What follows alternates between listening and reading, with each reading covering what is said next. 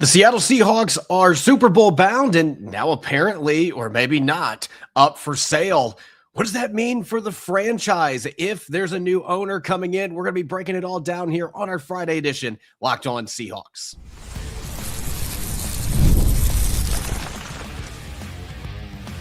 You are Locked On Seahawks, your daily Seattle Seahawks podcast, part of the Locked On Podcast Network, your team every day.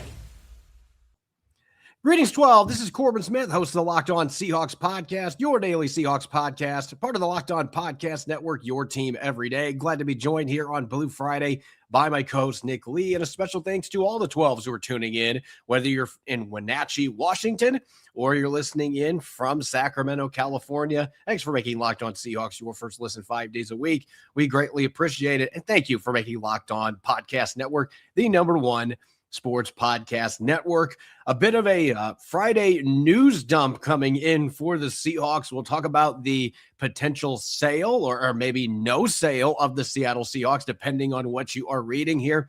We'll be discussing that. We've got a extensive look at the New England Patriots offense, what they do well, where the Seahawks may have some advantages going into Super Bowl 60, and we're going to wrap things up with a spirited Blue Friday edition of Super Bowl What's the Odds? All coming your way, courtesy of our friends over at Prize Picks. Download the Prize Picks app today and use the code LOCKEDNFL to get $50 in lineups after you play your first $5 lineup.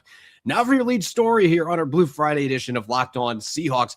Nick, we're approaching a week until the Super Bowl in Santa Clara, and yet that was not the big news today in the Pacific Northwest.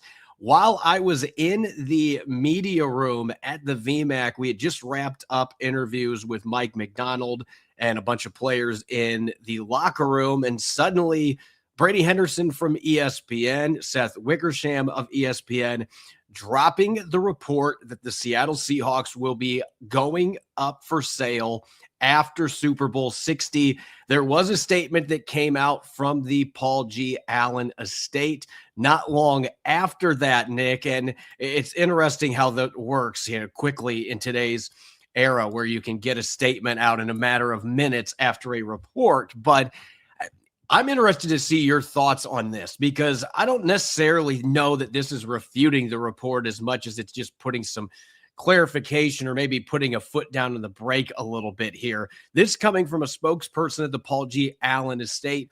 We've already said that there will be a change at some point per Paul's wishes, but I have no news to share. Our focus right now is winning the Super Bowl and completing the sale of the Portland Trail Blazers in the coming months. So a little bit of deflection there to the other team that Jody Allen inherited when Paul Allen passed away in 2018.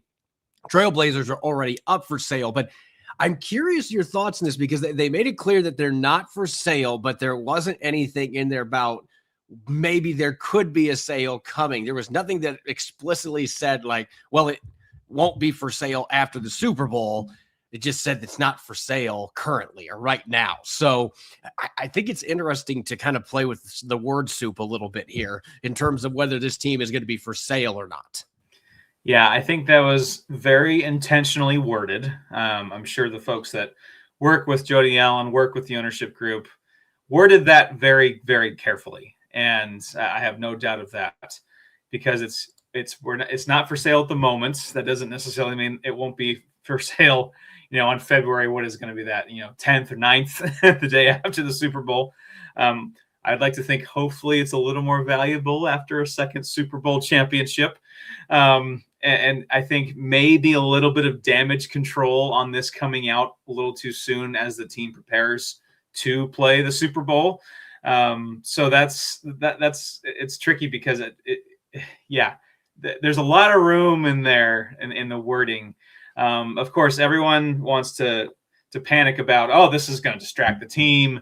This is going to be, this is a ploy from the Patriots to, the Patriots are always playing chess when everyone's playing checkers, as far as, managing the news and, and tactics to gain an advantage, things like that. I've seen that on social media, but I think it was mostly like, let's focus on the Super Bowl first, and, let's talk after that. That's kind of how I thought. And maybe there's still some, like, we want to resolve the Trailblazers sale before really diving into the Seahawks. I imagine trying to sell off 2 major sports franchises at once is pretty stressful and complicated. So maybe that there's part of that too.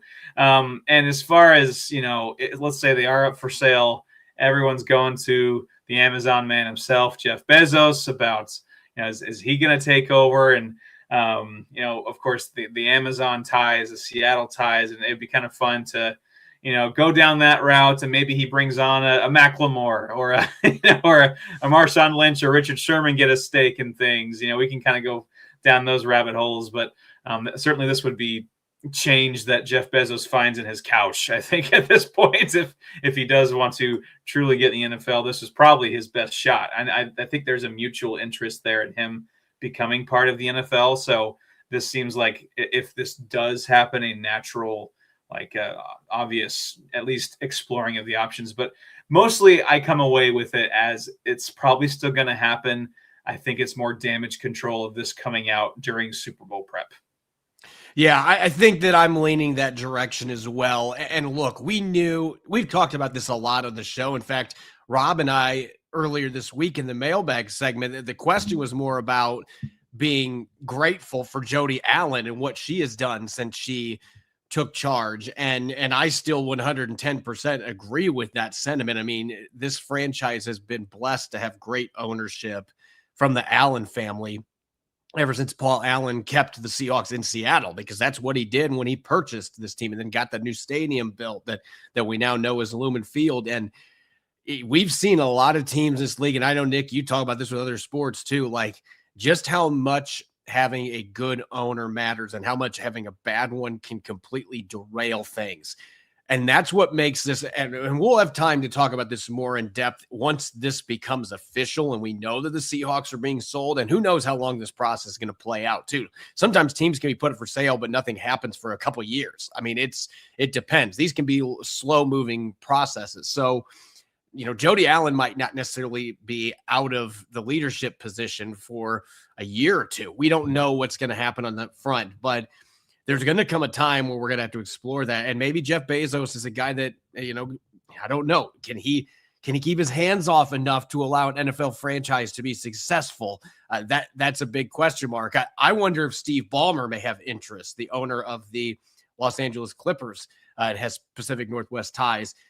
I'm wondering if Ballmer may have interest, and that would be somebody that has been a successful owner in a pro sport. But either way, right now, I think we're getting ahead of ourselves talking about potential candidates, but this would be massive news if this ends up happening. And I think you and I are in agreement that this statement, even the one that was released by the estate today, I think it refuted the fact that there could be something going on right this moment, but it didn't deny that, well, February 9th, there might very well be a sale posting here that the Seattle Seahawks are available. And the price that was being reported by Seth Wickersham and Brady Henderson, $7 to $8 billion. So it's funny that we're saying pocket change, but for Jeff Bezos, that's probably change that he can find in his couch cushions. So financially, he would be somebody that could handle that. But I do not. I think this is my closing thought here. I know that there's a lot of fans when this news dropped, they were like, "Oh my goodness, this is distracting. This is a big issue in the Super Bowl." I highly doubt that Mike McDonald and the players and the people in the building, there may come a time where it becomes a bigger issue for them, but I highly doubt right now that any of those guys care about this news. They're not worried about the ownership situation, and they know this is going to take some time anyway. Let's go win the Super Bowl. We're not, Jody Allen's going to be there to support them for that. So I just don't see this being a distraction. I know some fans are going to look at it that way, but I just don't. Certainly, in the words of Mike McDonald, they're going to go, "We do not care." That's going to be the message, of course, in the locker room. And of course, with the ownership in Seattle, let's not let this get into the hands of a certain Starbucks executive that rhymes with Cloward Fultz. I'm not even going to say his name over the airwaves. Let's just let the sleeping dogs lie here with that one. But yeah, I think that the interesting part of this is the value, because I mean, the Seahawks just are a reflection now of just how valuable this league is. They're not the Dallas Cowboys. They're not the New York Giants. They're not they're not an NFC East team. They're not the Patriots as far as, global brand yet. That is a hefty number. And I think I saw the Commanders were the last one that sold for $6.05 billion 2 years ago or 3 years ago. So it's up from there. So let's just say business is booming in the NFL. It is. And I think this is one of those cases where this is what Paul Allen had down, that this franchise was going to be sold and the proceeds were going to be donated to charity. So if you guys are hearing, I'm in an Airbnb and those are the cat feeders going off behind me. So I apologize, but that's the world we live in while I'm in between waiting to get my new house built so I could move in. But anyway, when we come back, and I'm sure we'll hear some more of those feeders going off here in a second for all four of these felines. But anyway, when we come back, we are going to be taking a look at the New England Patriots offense more in depth, the things that they do really well, what the Seahawks have to be guarded against, where Seattle may have some advantages against Drake May and company. We'll be diving into that coming up next here on our Friday edition of Locked On Seahawks. Tax season doesn't have to take over your life. This year, TurboTax is making it easier than ever to just hand things off and move on with your day. With full TurboTax service, you can have your taxes done by trusted local experts, start to finish without the stress or guesswork. Instead of spending hours trying to figure out forms, you can meet with a local TurboTax expert in person or connect online. They handle everything from W-2s to self-employed forms and work to get you every deduction. It's a huge time saver and gives real peace of mind knowing an expert is handling it. For a limited time, you can have your taxes done by a TurboTax local expert for just $150. Just file by February 28th. Take taxes off your plate and get back to your life. Visit TurboTax.com/local to book your appointment today. It's the last call for football on FanDuel. One final Sunday, one last kickoff. The final chance to get in the action before the NFL season officially comes to a close. This is Super Bowl 60, and FanDuel is making sure you're right in the middle of it with a special offer just in time for the biggest game of the year. Whether you're backing the favorite, riding with the underdog, or building one last same-game parlay, this is the game everyone's been waiting for. This is where predictions turn into plays, stats turn into storylines, and every snap feels bigger. It's the perfect way to cap off the season and make the Super Bowl even more exciting from kickoff to the final whistle. If you're a new customer, bet just $5 and get $200 in bonus bets if you win. Make it count, because after the Super Bowl, the season is over. Last call for football on FanDuel, an official sportsbook partner of Super Bowl 60. Visit FanDuel.com to get started.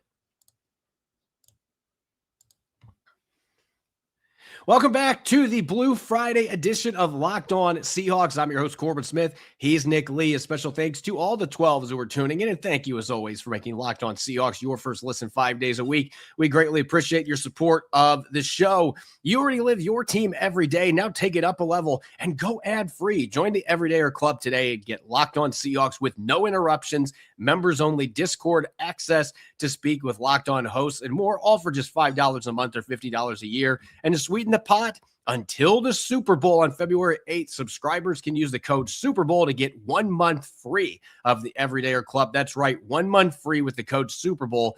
Go to lockedonseahawks.supercast.com or check out the link in the show notes to learn more. Speaking of the Super Bowl, Nick, we got a little over a week until the big game, but we've got a lot to unpack here between the top two teams in the NFL as they battle for the Lombardi Trophy. And earlier this week, we kind of took a look at what's new with the New England Patriots on offense. Now going to put everything together with what this unit is. And Josh McDaniels, he may be one of the worst head coaches we've ever seen in NFL history. He is definitely up there with his track record, but he is clearly an example of a guy that just needs to stick with being a coordinator, because he has for a very long time been one of the best offensive coordinators in the league. Tom Brady had a ton of success with him as his offensive coordinator. And now coming back to New England this year, and Mike Vrabel's staff has taken Drake May to another level and turned him into an MVP candidate. And I think the first thing that really stands out when you look at this New England team, they love to run the football, but the way they throw the ball, this team was in the top 5 in average yards, air yards this season. they take their shots as much as any team out there. And that's where Drake May's physical tools come into play. And also, he has a lot of downfield throws that he makes when he is improvised and he's gotten outside of the pocket and he's been able to get away from sacks and pressure. In some ways, he's got some Russell Wilson to him in that regard, where he extend plays and then guys get open in that extended window and he's able to take those shots downfield. And even though the Patriots don't have a bunch of burners on their roster, it's really hard to cover NFL receivers for a long period of time. And this is just a really aggressive downfield striking offense that also takes their shots on extended plays and sandlot football. They really make their money with explosive plays. Like that's kind of how they exist. They are number 1 in explosive play rates, but the Seahawks are number 4 on defense in not allowing explosive play. So that is going to be a clash of the minds there. And with Drake May, like you mentioned, in Pro Football Focus, he's 4th among 38 quarterbacks with at least 200 dropbacks this year. He's 4th out of 38 in average depth of target, so targeting down the field longer than all quarterbacks except for 3. However, he is also 29th in turnover-worthy plays. So, yes, he's pushing the ball down the field. He's being aggressive, but as we've seen sometimes with Sam Darnold or some of the quarterbacks that want to push the ball down the field, there's a risk in that, and he's turned the ball over. And so there's certainly a boom or bust factor to the passing game. And also with that on the other end, this is not just the Stephon Diggs show at receiver as well, because I was looking at receiver grades for all receivers around the NFL targeted 20-plus yards downfield. 2 of the top 6 graded receivers are both Patriots, and that's Demario Douglas and Kayshon Boutte. So not even Stephon Diggs. So we have Douglas, Boutte, and Diggs as a solid trio of receivers for the Patriots. And also here's the list of receivers who have caught more 20-plus yard passes this year than Boutte: Jackson Smith and Jigba, Puka Nacua, CeeDee Lamb, and Cortland Sutton. That's it. Everyone else has caught less deep passes than Boutte. So dangerous deep passing game. Yeah, they've got all kinds of underrated weapons there. And I think that Boutte's been one of the huge difference makers for this team in terms of going from 4-13 to 13-4, getting the explosive play production they've got from him and Demario Douglas. And Stephon Diggs is not a burner anymore, but he can still win downfield some. He can still create. He's really, at this point of his career, he's incredibly dangerous in the intermediate. That's where he really destroys teams, but he can still win downfield. So Drake May's got weapons. And look, Hunter Henry is a guy that can win down the seam, even at this stage of his career, still very effective that way. And the Patriots have running backs that can catch the football and can do some things. So Drake May's got a lot of pieces around him, and Seattle, with the explosives they gave up to the Rams the last couple of times those two teams played, this is going to be something to watch for Seattle's defense. Are they going to be able to cut down on those big plays where, Puka Nacua and company were running wide open? I don't think the Patriots have a Puka Nacua. There's not a guy of that talent on their roster, but they've got a lot of really good players. They've got an excellent offensive coordinator in McDaniels who can get his guys schemed open to go with Drake May's talents. And so that is the big question mark for the Seahawks. Can they eliminate some of those chunk plays? And can they make Drake May pay if he tries to take some of those shots downfield? Can you get him? Yeah. Can you make it that May pays? That's really what you've got to do. You've got to find ways to create a turnover too when they take those shot plays downfield. I do think the advantage that the Seahawks have in this game, Drake May and Matthew Stafford stylistically are not the same players. Drake May, obviously, his running ability, that creates a lot more that you have to deal with in the game planning perspective and trying to make sure he doesn't kill you with his legs, and how you rush the passer is going to be different. But Nick, he's been sacked 15 times in 3 playoff games. Like this offensive line was better during the season, but they've given up a lot of pressure. And this is where that Russell Wilson comparison comes into play. I mean, I was a much different build, and he's not identical in terms of his skill set, but there's a lot of Russell Wilson in his game for Drake May, the way that he extends plays and tries to buy time so he can get those shots downfield. The downside of that is that that's more time for the pass rush to get after you and get big hits on you. So it's not like Matthew Stafford where I'm getting the ball out extremely quickly most of the time, so you can't rush me. Drake May is going to hold on to that ball, and he's going to try to make some things happen with it.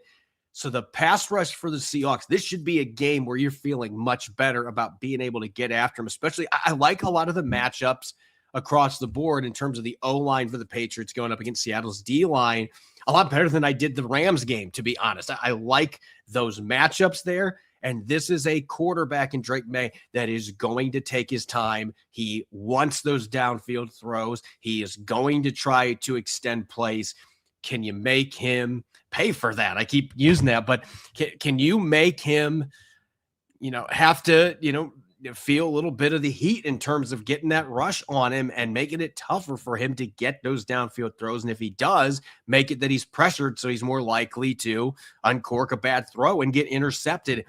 To me, that is the biggest potential pass rush, biggest potential positive for the Seahawks defensively going into this game, as it feels like there are some very advantageous matchups there to be able to get after a quarterback that's been sacked a lot in the playoffs.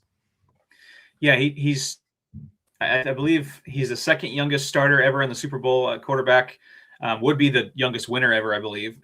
So there is a lot of like young and reckless in him, where he wants to win the game. He wants to, and I admire that about him. He's done that a lot and done that successfully this year.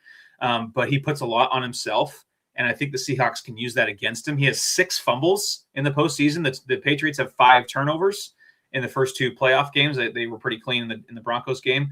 But there's definitely a chance to take advantage of some recklessness there.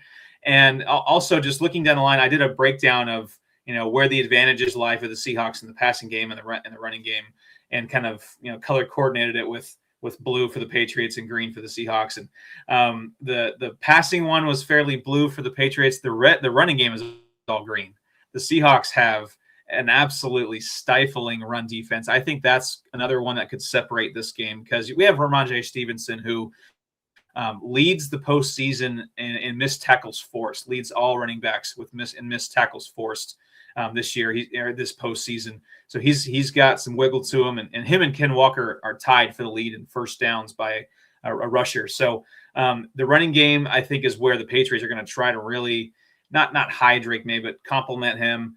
And the offensive line, like you mentioned, has really struggled in this postseason. I think Will Campbell, the left tackle, leads all offensive linemen this postseason with 3 sacks allowed. Left guard Jared Wilson has the fourth most pressures allowed in this postseason. So the left side of the line, left guard, left tackle, particularly vulnerable there, and taking advantage of Drake May's recklessness. Along with that, I think that could play right into the Seahawks' hands. And if you want to really get that cooking, bottle up Ramondre Stevenson in that run game, and things could get pretty fun for the dark side. And I'm looking at TreVeyon Henderson, too, with his ability to create the chunk plays as that change of pace back for the Patriots. And he's a guy that can catch the football in the backfield and do damage. So, again, this is a team that's got plenty of pieces around Drake May, and that's why he's been successful. And I think Josh McDaniels does a fantastic job of accentuating the talents of the guys they have there. But if there's an area that the Seahawks can absolutely feast potentially, it is that offensive line versus defensive line matchup, where it feels like the Rams even had a better setup up front than what this Patriots team has. And it's been built more to run block, and they've got some athletes up there that can block for a longer period of time on the move. I mean, there's some things they've done to try to aid the personnel with what they're going to be doing with their quarterback, but you can't hide the 15 sacks and the relentless pressure that Drake May has been under. That is something the Seahawks are going to be trying to capitalize on in this game in Santa Clara. When we come back, it's been a while since we've been able to have a Blue Friday game day, but with it being a pre-Super Bowl bye, Nick and I, we're going to be dishing out what's the odds with a bunch of statements, Super Bowl oriented, and there might be some historical relevance to some of these that we are going to have too, because this is not the first time these two teams have played in the Super Bowl. We'll get to that coming up next here on our Blue Friday edition of Locked On Seahawks.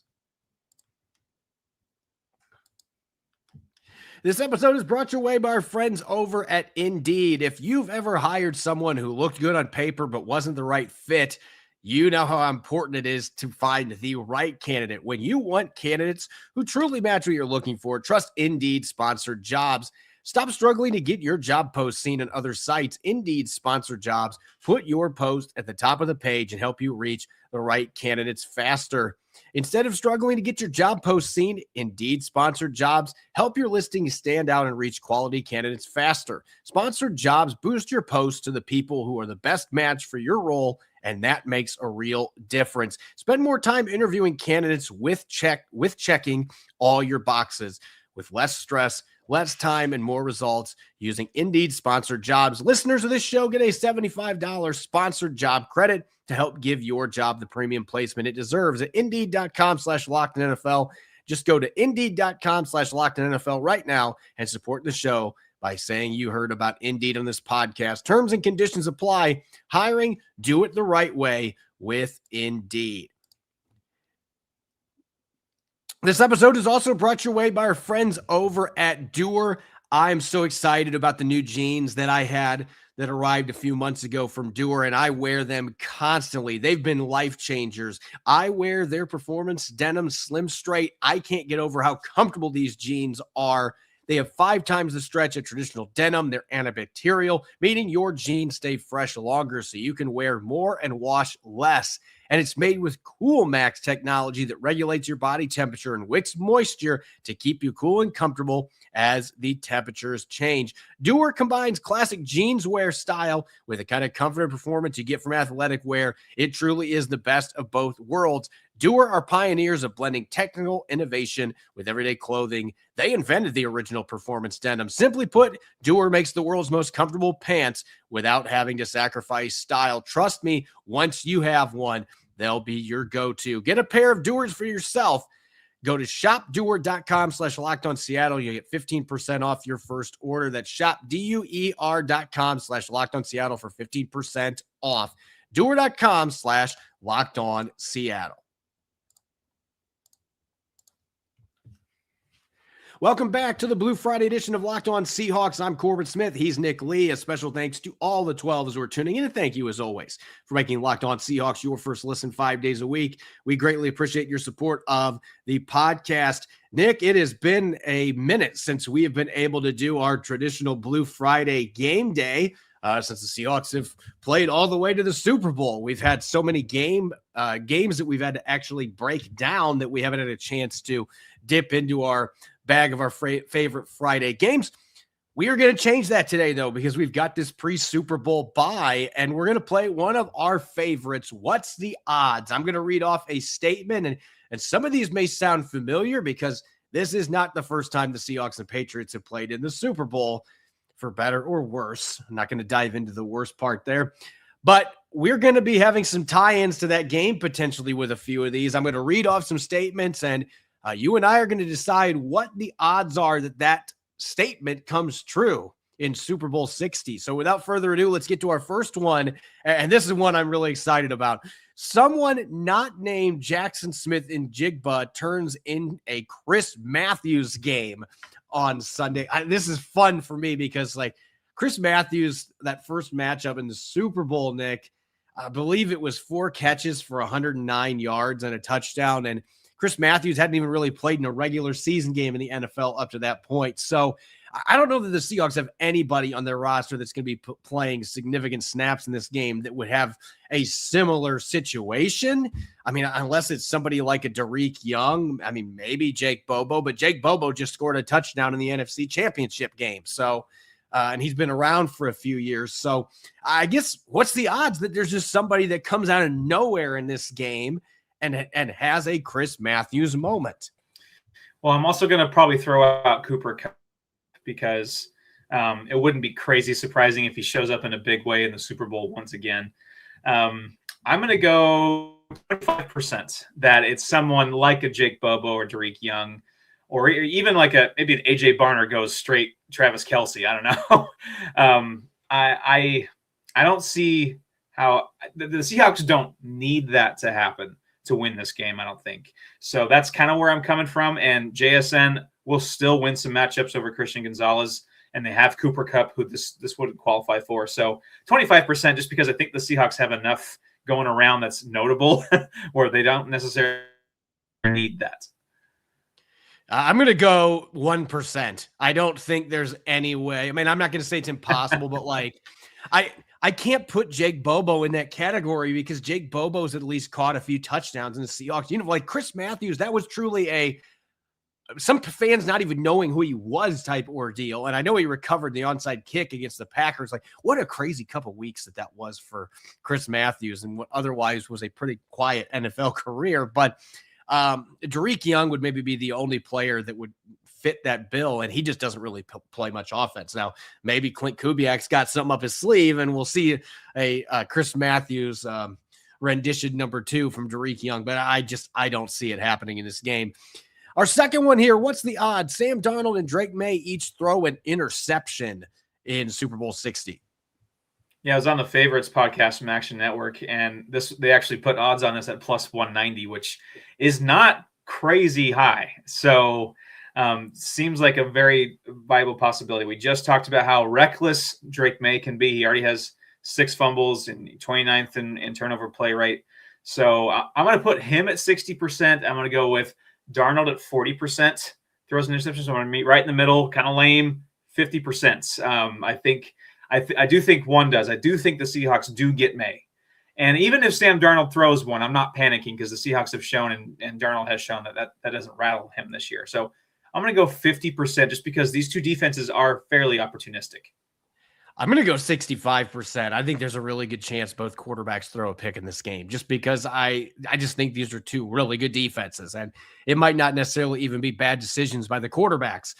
Sometimes defenders make plays. They're getting paid too, and these are two really good defenses. So I think there's a strong probability that Drake May and Sam Darnold both throw picks. I guess the bigger question, if that does happen, is who takes advantage of it? Does anybody score points off those picks? And that could be the difference, particularly in the biggest of big games in the NFL. What's the odds that the Seahawks double up the Patriots' rushing yards allowed per game in the playoffs? Nick, they are giving up 71.3 rushing yards per game in their 3 postseason games, and that includes holding the Houston Texans to under 50 rushing yards and 2.2 yards per carry in the divisional round. This has been an absolutely stifling defense against the run these 3 games, but at the same time, the Seahawks have been one of the hottest running teams dating back to early December. So this might be one of those something's got to give type questions. Yeah, Seahawks got 175 against the Niners and 75 against the Rams in the postseason. So average of that, I believe, is 125, which wouldn't get there because the double will be 143. And so if you're averaging out the offensive output of the Seahawks in the first 2 playoff games, that's 213 passing yards, 125 rushing yards. That would do it for me. I think if you showed me those numbers, I think that'd be enough to win. So I don't necessarily think they need to, and I don't think they get there. I'm going to go 40% because I think they're going to be stifled and completely against a brick wall. I do think they'll have some success because they are running hot, but I'm more of 120, 125 range. Yeah, I'm going to go 10%, and it's not that I don't think Seattle can run the football effectively against this team. I think Seattle has the guys, even without Zach Charbonnet, to run for 100 plus. But 140, I know they were doing that regularly at the end of the season, but San Francisco and Carolina and LA even, none of those 3 teams were as good defending the run, anywhere close to what the New England Patriots have been as of late. So I think if you can get to 115 or 120, that's a heck of an effort against this defense. But 140, I'm not very optimistic the Seahawks are going to be doing that. What's the odds that Seattle has 3 or more players who record a full, not a partial, a full sack on Drake May? Again, he's been sacked 15 times in 3 playoff games. 3+. Well, the Broncos had 4 of those in that AFC title game, and I don't think the Seahawks are going to go full, 2015 Broncos against the Cam Newton Super Bowl there. I'm going to put that. You know what? I'm going to go 60%. I think something with how, Swiss cheesy the offensive line has been at times for the Patriots, and how just hungry and just relentless the Seahawks defense has been. And then, Leonard Williams will get one. Demarcus Lawrence will get one. And then you got to throw in one of Byron Murphy, Derek Hall, Nick Manwari. I mean, maybe something crazy off the edge with Devin Witherspoon or something. I'm going to go 60%. I can definitely see this happening. I'm going 75%. I'm incredibly optimistic this is going to happen because I think Drake May is one of those quarterbacks that can get sacked 4 or 5 times in the game, and it isn't a huge deal. Like the Patriots, it's kind of like with Sam Darnold with the interceptions. The Patriots have survived that because there are so many other times where that ability to improvise and extend plays creates explosives or touchdowns. So the Patriots are willing to live with that. And so the Seahawks, I think, are going to get a lot of chances to get hits on Drake May. I think they're going to get a lot of chances to get sacks. And a lot of times solo sacks with running quarterbacks are easier than the tag team. Like if he was in the pocket, you can get 2 or 3 guys that are around the area and they get partial sacks. But if you're chasing Drake May around, a lot of times it's going to be one-on-one, diving at his legs, trying to get him down. A lot of chances for full sacks in this game. So I'm going to go 75% on that one. What's the odds Devin Witherspoon has another drive, not game, another drive with multiple pass breakups? I'm going to go 21% for his number because it's certainly possible. It's just how unlikely that was. Not because he can't do it, just because that some of a lot of things, a lot of planets had to align for that. And I'm not sure Drake May is super enthused about targeting Devin Witherspoon that much as well. So about 21%. Shout out to Spoon. Those were. I mean, talk about saving your season. What an effort there at the end of that game against the Rams. But that'd be hard for me to think that lightning will strike twice. Yeah, I'm going to go. You know what? I'm going to go a little higher. I'm going to go 33%. I think there's a third chance that happens. Because this is a quarterback in Drake May that you mentioned is near the bottom of the league in turnover-worthy plays. I know this is not interceptions, but guys have been able to get their hands on the football, especially because he throws the ball downfield a lot. There's a lot of contested plays that guys get pass breakups. So I wouldn't rule out the chance that Devin Witherspoon gets a couple of opportunities on a drive and ends up getting his hands on the football just because it's been something that happens a fair amount with Drake May. With his throws downfield. But I still think, 2-on-1 drive for a single player is always difficult, regardless of how talented they are. You got to have the targets first off, and then being able to make plays in the football. So I think with all those things considered, I'm going to go 33%. All right, let's go to one more here on defense. What's the odds? Actually, this is a special teams one. What's the odds Rashid Shaheed finishes with more receiving yards than kick and punt return yards? This is a little tricky because against the 49ers, he didn't because he ran one back. The Rams, he did because of that big, long pass down the side in the first quarter. So 50-50. I'm thinking the Patriots are going to basically do the whole the treatment of you are not beating us with a darn kick return. I don't care. I don't care if we have to kick it at dang bounds. Like we are not letting Rashid Shaheed beat us. And so I see that being the case again, kind of like the Rams took that approach. And I also see there's an opportunity for him to be impactful in this passing game. I'm going to go 65%. And that doesn't mean he can't make an impact in special teams, but I think he could be impactful in both. And just with how the Patriots will attack him or not attack him, 65%. I'm going to go 50-50 on this one. And the reason is because all it takes is one punt or one kickoff being fielded. And I wouldn't be shocked if in this particular game, like they were taking fair catches a yard or two into the end zone. I wouldn't be shocked if Rashid Shaheed decides to take one or two of those out in this game. With it being the Super Bowl and maybe getting his Percy Harvin moment, going back to another Seahawk highlight from yester Super Bowl. But I think this is 50-50 because the other thing you have to worry about is that, not even worry about. The other thing you have to consider is that he hasn't had very many games where he's had much production as a receiver either. So for that reason, this one I'm really on the fence on. I'm 50-50 on this. Last one real quick, and this one's got a real Super Bowl history for the Seahawks flavor to it. What's the odds a former 7th-round pick or undrafted signee wins MVP honors? We can say it's happened before.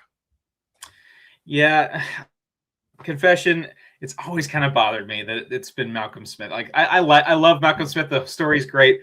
I kind of, as time has faded, I wish it was a Cam Chancellor or something like that, just because of that name brand. But of course, he's going to have that in his trophy case, and he deserves it. But for that case, I'm hoping if the Seahawks do win this time, it is a Sam Darnold to kind of complete the story, or Jackson Smith and Jigba to punctuate that special season. But I'm going to go 1% because I do think those narratives, it's become kind of a narrative and or quarterback award. Like if Sam Darnold plays remotely well, he's going to win Super Bowl MVP. I'm going to go 5%. I'm going to go a little bit above the, Dumb and Dumber. So you're saying there's a chance realm. And the reason I'm going to say that is because Seattle's got a couple of former undrafted guys on defense that I could see having a Malcolm Smith type game where they make a couple massive plays that turn the tide and the Seahawks win. Drake Thomas and Josh Jobe are two names that immediately come to mind. And I'm going to throw out a real deep wild card on this. George Halani.